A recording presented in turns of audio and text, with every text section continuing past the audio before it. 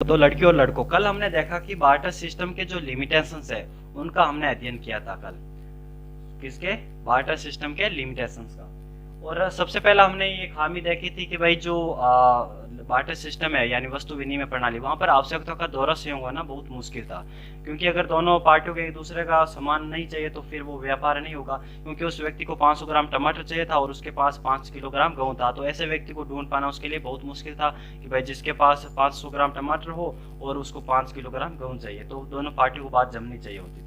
और दूसरा हमने देखा कि भाई जो बार्टर सिस्टम है वहां पर सर्च एंड ट्रांजैक्शन कॉस्ट भी बहुत ज्यादा लगता है, क्योंकि उस व्यक्ति को ढूंढना पड़ता है उस व्यक्ति को। और तीसरा हमने देखा कि जो भाई पेरिसेबल वस्तु है यानी नाशवान वस्तु, उनका जो है वो उनका मूल्य ह्रास हो जाता है। क्योंकि व्यापारी को अगर जल्दी कोई ग्राहक नहीं मिल पाता कि भाई मुझे ये चीजें बेचनी है जो जल्दी खराब हो जाती है, तो उसका माल वो है बिगड़ जाएगा, तो उसको नुकसान होगा बहुत सारा। लेकिन मनी सिस्टम हम वो पैसे देकर ऐसा कुछ कर सकते हैं, खरीद सकते हैं, ठीक है। लेकिन बार्टर सिस्टम में ऐसा पॉसिबल नहीं होता। और चौथा हमने अध्ययन किया था कि भाई जो बार्टर सिस्टम है वो श्रम विभाजन को प्रोत्साहित नहीं करता। वहां पर बार्टर सिस्टम में सारे व्यक्ति एक ही तरह का काम करेंगे, क्योंकि हर किसी की नीड होती है क्या? भोजन यानी अनाज नीड हो, तो सारे लोग अनाज ही बोएंगे यानी खेती करने लग जाएंगे। और पांचवा ये था कि जो नॉन फंजिबल आइटम्स होते हैं उनका ट्रेड डिफिकल्ट होता है। किसमें? बार्टर सिस्टम में। क्योंकि हमने जो अरबी घोड़ा था उसको हमें खरीदना था, तो उस 100 कैरेट का जो एक सिंगल डायमंड था उसकी रेट थी $100 मिलियन, और वहीं एक एक कैरेट के 100 डायमंड्स की उनकी रेट थी $2 लाख। तो हम $100 मिलियन वाले जो हीरा है उसकी जगह हम ये 100 कैरेट जो है अलग अलग डायमंड है उनको हम लेकर वो घोड़ा नहीं खरीद सकते। तो अगर हीरा देकर वो घोड़ा खरीदने गए तो व्यापारी बहुत मगजमारी करेगा कि भाई हमें इस कलर का चाहिए डायमंड है, हमें थोड़ा और बड़ा चाहिए डायमंड, तो वो बहुत मगजमारी करेगा। तो इस प्रकार हमने देखी बार्टर सिस्टम की बहुत सारी लिमिटेशंस यानी खामियां देखी। तो अब हम इससे आगे बढ़ते हैं। आपको मालूम है कि जो नेसेसिटी है वो द मदर ऑफ इन्वेंशन है, यानी आवश्यकता ही आविष्कारों की जननी है। एक जमाना में ये घोड़ा गाड़ियां चलती थी। क्या? घोड़ा गाड़ियां। अब जो घोड़ा गाड़ियां है यानी हॉर्स कैरेज, जो घोड़ा गाड़ियां है उनकी ये खामियां थी कि वे सबसे पहले तो ये बहुत ज्यादा स्लो थी। अगर हमें लंबी दूरी तय करनी हो सैकड़ों किलोमीटर की तो उसमें बहुत टाइम लगता था। दूसरा ये था कि उसमें कोई बम्पर वगैरह ये स्प्रिंग वगैरह नहीं लगे होते थे, जिनकी वजह से अगर कोई खड्डा वगैरह आता था तो हमारी हालत पतली हो जाती थी उसमें। और तीसरा ये कि वहां पर टेम्परेचर कंट्रोल के लिए भी कुछ नहीं था, क्योंकि वो ओपन होता था। और चौथा ये कि सिक्योरिटी, क्योंकि अगर हम कोई करोड़ों का या लाखों का माल अगर कहीं लेकर जा रहे हैं तो बीच में कोई चोर डाकू ये हमला हम पर कर सकते थे। और ज्यादा है तो स्लो, तो हम ज्यादा उसको तेज भगा भी नहीं सकते थे। तो इस प्रकार जो हॉर्स कैरेज है यानी घोड़ा गाड़ी, उसकी बहुत सारे कमी होने की वजह से ही जो है कार इन्वेंटेड हुई। क्या? कार इन्वेंटेड हुई घोड़ा गाड़ियों की कमियों की वजह से। अब जो कार है उसमें आपको पता है कि वो बहुत ज़्यादा फास्ट हैं, अगर लंबी दूरी तय करनी हो तो कम समय लगेगा। और दूसरा यहाँ पर स्प्रिंग वगैरह जो बम्पर वगैरह हैं तो ज़्यादा अगर खड्डा आएगा तो भी हमें कोई ज़्यादा नुकसान नहीं होगा। और तीसरा कि टेम्परेचर कंट्रोल के लिए यहाँ पर ऐसी हैं, आप एकदम कंफर्ट जोन में रह सकते हो, आप अपने अनुसार टेम्परेचर कर सकते हो। और सिक्योरिटी है वहाँ पर, क्योंकि अगर कोई हमला करता है तो आप गाड़ी को बंद किए और भगा कर ले गए। तो ये क्या थी? घोड़ा गाड़ी की कमियों की वजह से कार इन्वेंटेड हुई और कार की हमने देखा लाभ था। तो अब जो कार है एक्चुअली में उसका जो प्राइमरी ऑब्जेक्टिव क्या है? मतलब अगर हम कहते हैं कि भाई कार है, कार ज्यादा किस में यूज आती है, तो उसका जो प्राइमरी ऑब्जेक्टिव है वो क्या है? Speed transport. क्या है? Speed transport. इसका जो मेन ऑब्जेक्टिव है, किसके लिए हमने कार को इन्वेंटेड किया? हमने क्या था भाई, कोई लंबी दूरी तय करनी हो तो हमें ज्यादा समय ना लगे, इसकी वजह से हमारी कार इन्वेंटेड हुई। लेकिन इसके चलते हमें और भी बहुत सारे लाभ मिलते हैं कार में, जैसे कि हमें कंफर्ट मिलता है, वहां पर कंफर्ट मिलता है, हमें एसी मिलता है, स्प्रिंग वगैरह होती है तो हमारी एकदम अच्छे रहते हैं, सिक्योरिटी भी मिलती है। तो एक्चुअली में जो प्राइमरी ऑब्जेक्टिव है मतलब इसको लेकर ही कार इन्वेंटेड हुई थी। लेकिन इसके चलते हमें और भी बहुत सारे लाभ मिलते हैं। तो हम इनको क्या कहेंगे? हम कहेंगे इनको सेकेंडरी ऑब्जेक्ट। क्या कहेंगे? सेकेंडरी ऑब्जेक्ट यानी डेरिवेटिव ऑब्जेक्ट या डेरिवेटिव ऑब्जेक्ट। अगर हिंदी में बात करें तो हम इनको कहेंगे सहायक कार्य। तो अब हम इसी उदाहरण को जो हमने अभी देखा था, अभी ने रामायण देखी कि भाई घोड़ा गाड़ी वाले और कार की, अब हम इसको उतारते हैं हमारे बार्टर सिस्टम और मनी सिस्टम। तो इसी प्रकार बार्टर सिस्टम में बहुत सारी प्रॉब्लम्स या हम खामियां होने की वजह से क्या इन्वेंटेड हुई? मनी इन्वेंटेड हुई। ठीक है। अब जिस प्रकार कार का जो मेन ऑब्जेक्टिव था वो था स्पीडी ट्रांसपोर्ट, उसी प्रकार मनी के भी कुछ प्राइमरी ऑब्जेक्टिव हैं। क्या है? प्राइमरी ऑब्जेक्टिव हैं। अगर हम इनकी हिंदी बात करें तो प्राथमिक उद्देश्य। देखो आपको मैं एक सजेशन दे देता हूँ कि आपको इकोनॉमिक्स जो सब्जेक्ट है उसमें आपको ज़्यादा से ज़्यादा इंग्लिश आपको ज़्यादा मजबूत करनी पड़ेगी, ठीक है। क्योंकि अगर हम इनकी हिंदी करने बैठे ना तो वो बहुत ज़्यादा क्लिष्ट है और वो आपकी एक तैयारी में बहुत सारी बाधा उत्पन्न कर देगी आपको शब्दों में। तो आपको ये ऐसे थ्योरी वाले क्वेश्चन है वो मेंस में नहीं आते, एक्चुअली में उनको ये जो है परी में ही आते हैं और परी में ऐसे शॉर्ट टर्म्स वाले आते हैं। तो आपको ये इंग्लिश इनकी याद रखनी है, ठीक है। हमने देखा कि जो मनी है उसका प्राइमरी ऑब्जेक्टिव तो अलग है और इन प्राइमरी ऑब्जेक्टिव के चलते हमें डेरिवेटिव ऑब्जेक्ट भी मिलेंगे, मतलब सहायक कार्य भी हमें मिलेंगे। तो अब हम इनका अध्ययन करते हैं, ठीक है। प्राइमरी ऑब्जेक्टिव का मनी जो है मुद्रा, उसका सबसे बड़ा जो ऑब्जेक्टिव है वो है मेजर ऑफ वैल्यू। क्या है? मेजर ऑफ वैल्यू, यानी मूल्य का मापक। मूल्य का मापक। आपने 10th या फिर 11th 12th में आपने फिजिक्स पढ़ी है तो आपको पता होगा कि मात्रक वगैरह क्या होता है। जिस प्रकार हम वेट को ग्राम में मापते हैं उसी पर जिस पर आयतन को हम मिलीलीटर में मापते हैं और दूरी को हम मीटर वगैरह मापते हैं। तो ये क्या है? ये है मात्रा है, मात्रक है, मतलब यूनिट है हर किसी की। जैसे कि मैं बता सकता हूँ कि इस गिलास में कितना लीटर पानी है, इस बोतल में कितना लीटर पानी है, इसका कितना भार है, मेरा कितना भार है, या फिर हम कह सकता हूँ कि इस कमरे में जो है कि इसका कमरे का क्या आयतन है। तो ये क्या है? ये सारे कुछ मापक है। तो उसी प्रकार मनी है वो किसका मापक है? वो वैल्यू का मापक है। किसका? वैल्यू का। किस चीज का वैल्यू? कि कोई भी वस्तु या फिर सेवा, कोई भी वस्तु या फिर सेवा। मुझे पता नहीं समझा आप। देखिए, ये मान ले कोई एक लेबर है, मतलब मान ले जो कोई लेबरर है जो श्रम जो मजदूरी करता है। अब ये मजदूरी किसी प्रकार जॉब में या फिर कोई कमठा पर जाता हो या फिर कोई पैगारी वगैरह करता हो, तो उसको रात तक जो भी है वो शाम तक काम करता है तो उसको क्या मिलती है? उसको वेजेस मिलती है, यानी उसको वेज मिलती है, यानी तनख्वाह मिलती है। तो उसके पूरे दिन के कार्य को हम किस में माप सकते हैं? हम तनख्वाह में माप सकते हैं। हम कहेंगे भाई आपका ये इसका 300 रुपये हुआ है, आपका इसका 500 रुपये हुआ। तो ये क्या है? ये इस लेबर को हमने माप दिया किस में? मूल्य में। तो ये हो गया लेबर को हमने मूल्य में माप दिया। उसी प्रकार जो हमारा लैंड है यानी जमीन है उसको भी माप सकते हैं कि भाई अगर उस पर कोई घर बना हुआ है जमीन पर तो हम कह सकते हैं कि इसका इतना किराया हम देंगे, तो ये किराया क्या होगा? ये उसको मापन ही हो गया। और दूसरे प्रकार अगर जो जमीन है, आपने देखा होगा जमीन को हम स्क्वायर फीट वगैरह मापते हैं, तो पर स्क्वायर फीट हम उसकी कीमत बता सकते हैं। तो ये क्या हुआ? ये उस जमीन का मापक हो गया। उसी प्रकार कोई कंपनी है तो हम कंपनी का ये बता सकते हैं कि उसके प्रॉफिट लॉस के आधार पर हम बता सकते हैं उसका टर्नओवर कितना। तो ये क्या? कंपनी का मापक हो गया। उसी प्रकार अगर कोई सरकार है तो सरकार की औकात बता सकते हैं किससे? हम बजट कह सकते हैं कि भाई ये सरकार का इतना बजट हुआ है तो ये उसकी सरकार की औकात है, यानी सरकार का मापक यानी मूल्य है। उसी प्रकार अगर कोई देश है, कंट्री है, तो उसको हम किससे माप सकते हैं? जीडीपी। हम किसी भी देश की जीडीपी बता करके उसका हम मापन कर सकते हैं। तो जो मनी है वो क्या है? मेजर ऑफ वैल्यू यानी मूल्य का मापक। अब आपको ये समझ में आ गया होगा। इसका दूसरा ऑब्जेक्टिव है मीडियम ऑफ एक्सचेंज। क्या है? Medium of exchange. मैं मार्कर के लिए खेत जाऊंगा क्योंकि अभी मुझे मार्कर मिला नहीं है कहीं। तो जैसे ही मार्कर आ जाएगा तो इसकी क्वालिटी अच्छी हो जाएगी, ठीक है। ये अभी तो ये कलर है, कोई आपको पता है छोटे बच्चे इसको यूज करते हैं। तो दूसरा इसका ऑब्जेक्टिव क्या है? वो है विनिमय का माध्यम। आपने बार्टर सिस्टम में ये अध्ययन किया था कि जो एक व्यक्ति था उसके पास उसको 500 ग्राम टमाटर चाहिए था और उसके पास 5 किलोग्राम गेहूं था। तो अब वो पूरा वो ढूंढने निकला था उस व्यक्ति को जिसके पास 500 ग्राम टमाटर हो और उसको 5 किलोग्राम गेहूं चाहिए। लेकिन मनी सिस्टम में क्या होगा कि वो व्यक्ति क्या करेगा? जो अपने पास 5 किलोग्राम गेहूं है वो किस में बेच देगा? पैसे से एक्स रुपयों में उसने बेच दिया किसी व्यक्ति को, अदर व्यक्ति को, ठीक है। अब उससे इस व्यक्ति को क्या मिल गया? पैसा मिल गया। किसके बदले में?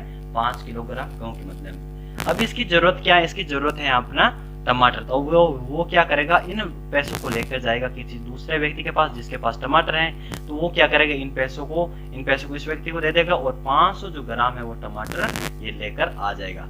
अब देखो इस व्यक्ति को क्या क्या चीजों का सामना नहीं करना पड़ा। एक तो ये कि उस व्यक्ति को ढूंढना नहीं पड़ा कि जिसके पास 500 ग्राम टमाटर हो और उसको 5 किलोग्राम गेहूं चाहिए। इस व्यक्ति ने क्या किया? 5 किलोग्राम गेहूं इसको देकर पैसे ले लिए इससे, और इन पैसों को लेकर के इस व्यक्ति से उसने टमाटर ले लिए। तो इसमें जो माध्यम कौन रहा? माध्यम रहा हमारा रुपए, यानी हम कह सकते हैं कि भाई जो मीडियम विनिमय का माध्यम क्या रहा? हमारा मनी यानी मुद्रा। तो ये जो है आसान हो जाता है इसमें। और इसके साथ ही जो मनी होता है उसकी जो नकल बनाना बहुत मुश्किल होता है। जैसे हमें लगता है कि नकल आसानी से बन जाती है, बहुत मुश्किल होता है अगर पैसों के आप नकल बनाने लगे तो। और साथ में ये ड्यूरेबल होता है, पोर्टेबल होता है, आप इनको कहीं पर भी लेकर जा सकते हैं, आसानी से लेकर जाता। अपनी जेब में 2000 का नोट डाला और कहीं पर भी आप घूम के आ सकते हैं। एक्सेप्टेबल है, यानी जो कोई भी व्यक्ति इसको लेकर लेने से इनकार नहीं करेगा। हर किसी को मनी चाहिए होता है, तो अपनी वो चीज़ें बेच करके मनी ले लेगा और इस मनी से अपनी ज़रूरतें पूरा कर लेगा। तो विनिमय का माध्यम के रूप में जो है मनी आता है।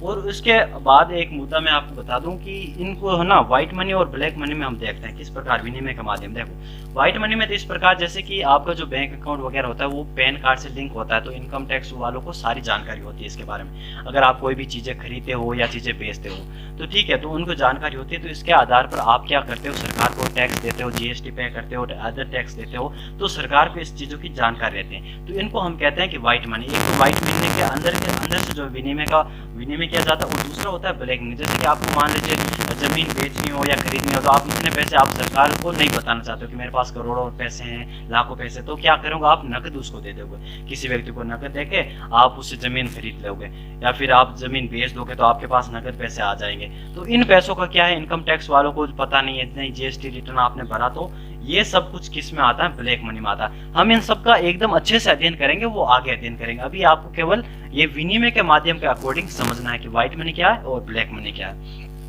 अब हम देखते हैं कि ये मान लीजिए आपने डीवीडी है, आप डीवीडी, अभी तो डीवीडी का जमाना गया है, लेकिन अगर आप कंप्यूटर लैपटॉप वगैरह यूज करते हो तो आप कोई सॉफ्टवेयर इंस्टॉल करते हो तो उसमें डीवीडी वगैरह आप यूज में लेते हो अभी। लेकिन डीवीडी का वो जमाना गया जब पहले बहुत क्रेज होता था इसके लिए।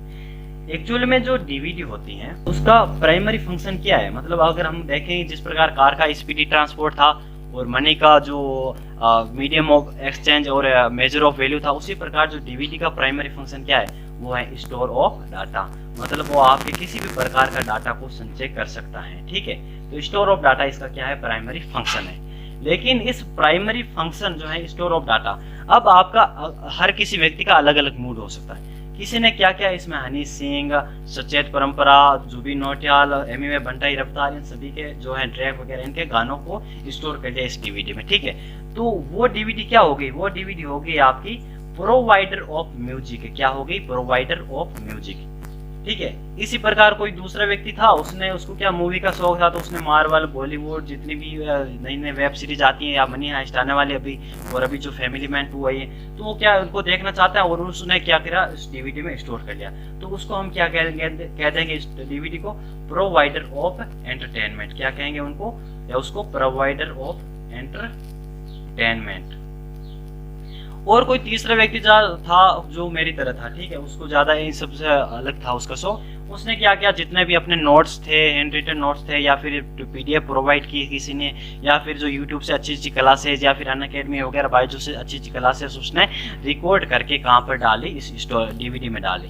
तो ये डीवीडी क्या हो गई, ये डीवीडी हो गई आपकी प्रोवाइडर ऑफ एजुकेशन। क्या हो गई, प्रोवाइडर ऑफ एजुकेशन हो गई।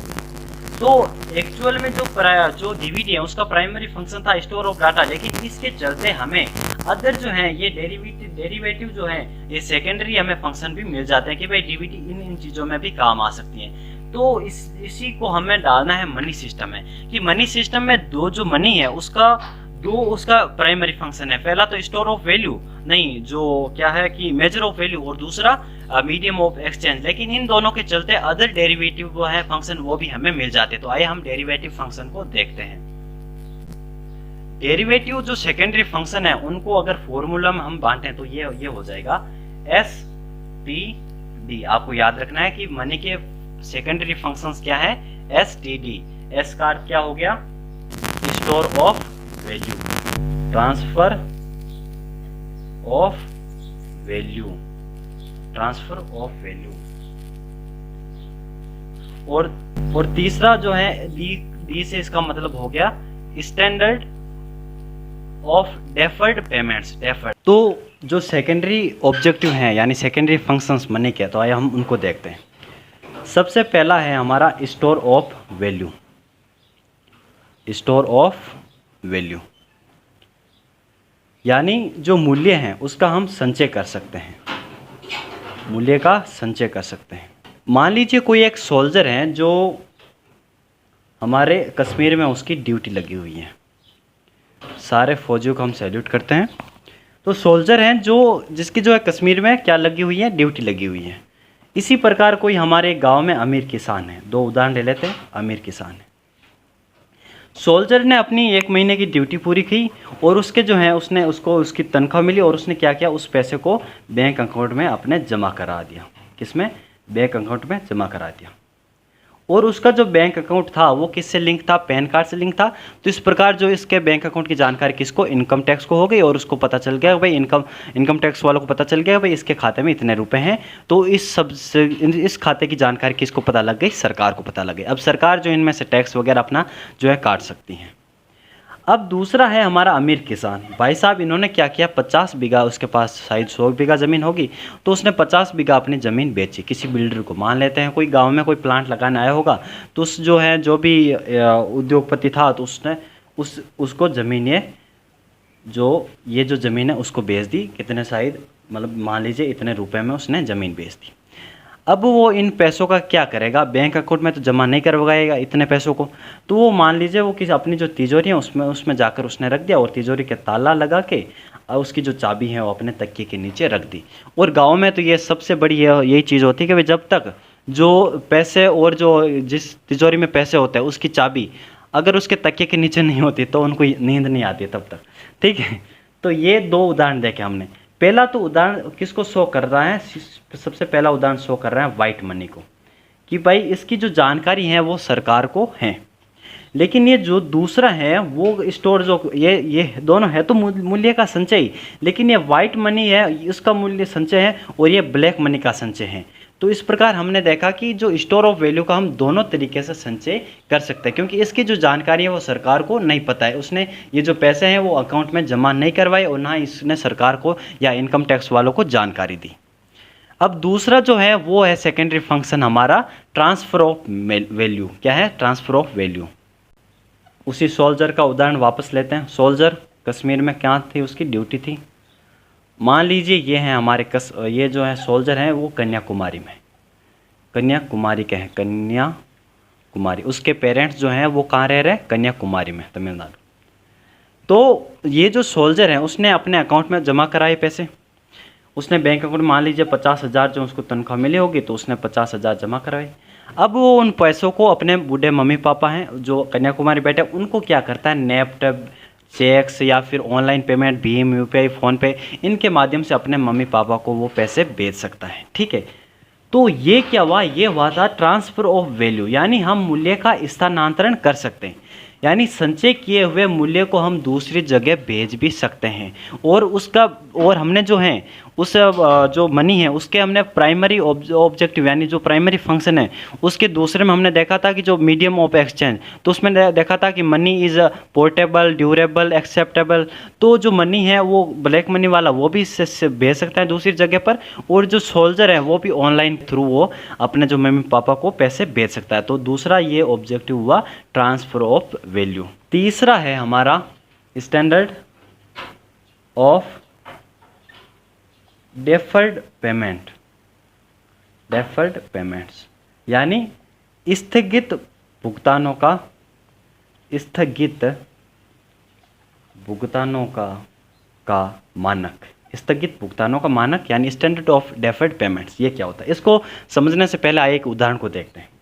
मान लीजिए कोई आईफोन है, कुछ ऐसा ही होगा शायद उसका लोगो। तो मुझे आईफोन ये ख़रीदना है क्योंकि मुझे अच्छी रिकॉर्डिंग करनी है, मुझे कैमरा नहीं, मुझे यही चाहिए। ठीक है, आईफोन चाहिए मुझे। उसकी जो रेट मान लेते हैं अभी 70,000 है, लेकिन मेरी अभी इतनी औकात नहीं है कि मैं 70,000 एक साथ उसको शॉप वाले को लेकर जाऊं उसके पास और मैं ये जो है आईफोन ख़रीद लूँ, इतनी मेरे पास रकम नहीं है।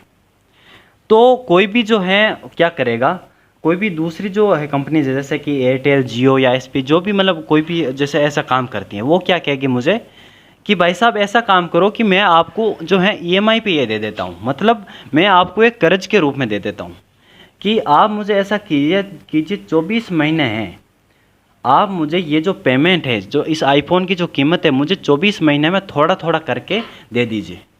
मैंने कहा अच्छा तो आप कितने लोगे? वो कहेगा मान लीजिए आप 3500 रुपये मुझे पर महीने दे देना। मैंने कहा अच्छा यार बहुत अच्छी बात है, ये तो 3500 रुपये में मुझे हर महीने अगर मैं दूंगा तो मैं मेरे लिए आसान होगा, मैं आईफोन खरीद सकता हूँ। लेकिन अगर एक्चुअल में हम 3500 रुपये से अगर 24 महीने के पूरा देखें तो कितना रुपये होता है, लगभग 24,000 में, 84,000 में हो जाता है, 84,000 में पड़ता हमें। एक्चुअल में जो आईफोन था वो 70,000 का था, लेकिन उसने इंस्टॉलमेंट पे मुझे दिया, मुझे इंस्टॉलमेंट पे ये फ़ोन दिया, तो ये टोटल मिला के मुझे कितना हो गया, 84,000 में पड़ा। अगर मैं इसको सीधा खरीदता मुझे 70,000 में, लेकिन मैंने 24 महीने इंस्टॉलमेंट पे खरीदी तो मुझे 84,000 में मिला। तो आपको इससे कुछ पता चला, ये ऐसा ही हाल है जैसा कि आपको एसबीआई वगैरह जो भी हैं ये बैंक है वो हमें लोन देता है, तो वो कहता है ना अगर 2 लाख का लोन देते तो हमसे वापस 2.5 लाख मांगते हैं, वो क्यों, क्योंकि वो हमसे इंटरेस्ट लेते हैं। तो इसी प्रकार वो भी क्या लेता है, इंटरेस्ट लेता है। अगर हम कहते हैं तो 14,000 हमसे क्या ले रहा है, वो इंटरेस्ट ले रहा है, लेकिन वो दे कह रहा है हमें इस इंस्टॉलमेंट में। तो जो मनी है उसमें ये पॉसिबल है, और ये बार्टर सिस्टम है तो भाई ये कतई पॉसिबल नहीं थी, ठीक है। तो ये क्या हो गया, स्टैंडर्ड ऑफ डेफर्ड पेमेंट्स, मतलब अगर पास आपके पास एकदम मतलब इतनी बड़ी रकम नहीं है तो आप उसको थोड़े थोड़े रुपए में आप वो भी चीज़ खरीद सकते हो।